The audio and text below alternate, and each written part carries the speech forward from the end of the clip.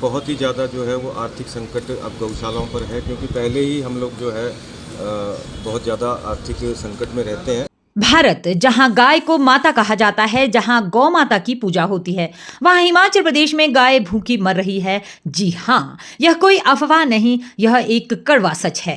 हिमाचल प्रदेश, जिसे देवभूमि कहा जाता है, आज गौ माता की करुण पुकारों से गूंज रही है।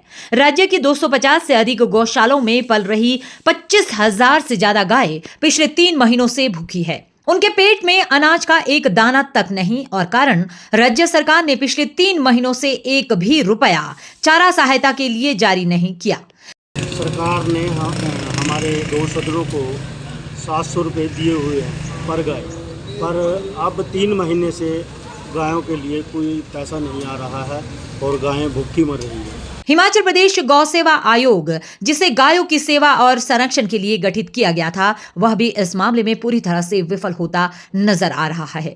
3 महीनों से गायों के लिए निर्धारित सहायता राशि नहीं दी गई है। गायों की देखभाल करने वाले गौरक्षक अब चंदा इकट्ठा कर, कर्ज लेकर या भूसे के बदले मजदूरी करके गायों को जिंदा रखने की कोशिश कर रहे हैं। सरकार से बार बार गुहार लगाई गई, ज्ञापन दिए गए, अपीलें की गई, लेकिन सरकार के मंत्री, नेता और अफसर इस पूरे संकट पर चुप्पी साधे बैठे हैं। ऐसा लगता है कि जैसे गौशालाएं अब सरकार की आंखों की किरकिरी बन चुकी है। मुख्यमंत्री सुखविंदर सिंह की सरकार को 3 साल हो चुके हैं, लेकिन 3 वर्षों में ना तो कोई मंत्री गौशालाओं का निरीक्षण करने गया और ना ही कोई ठोस नीति बनाई गई जिससे गौशालाएं आत्मनिर्भर बन सके। और जो 1200 की आपने घोषणा करी है, उसको भी आप अप्रैल 2025 से लागू करके हम लोगों को दें, ताकि गौ माता का हम पेट भर सकें। इसके लिए सरकार को जो है ना, कोई अलग से फंड रेज करने की ज़रूरत नहीं है, क्योंकि आयोग के पास ऑलरेडी मंदिरों से और शराब की पर बोतल से और बिजली के बिलों इत्यादि कई जगह से टैक्स आ रहा है, जो कि लगभग मेरे हिसाब से अगर ऑडिट रिपोर्ट आप लेटेस्ट उनकी देखें तो 350 से 400 करोड़ उनके अकाउंट में पड़ा हुआ है। वो सिर्फ एक राशि जारी करनी है, तो सरकार मैं तो ये कहूँगा कि गौ माता के लिए इतना जरूर करे कि उसको तुरंत प्रभाव से जो है वो जारी करे। यह उपेक्षा की पराकाष्ठा नहीं तो और क्या है।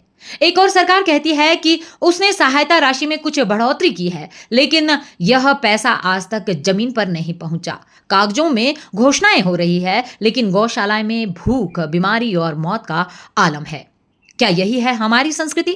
क्या यही है वह भारत जहां गाय को माता कहा जाता है? अगर यही चलता रहा तो जल्द ही गौशालाओं के दरवाजे बंद हो जाएंगे और गौ माता की सेवा केवल किताबों और नारों में ही रह जाएगी। गौ रक्षकों ने अब आर पार की लड़ाई का मन बना लिया है।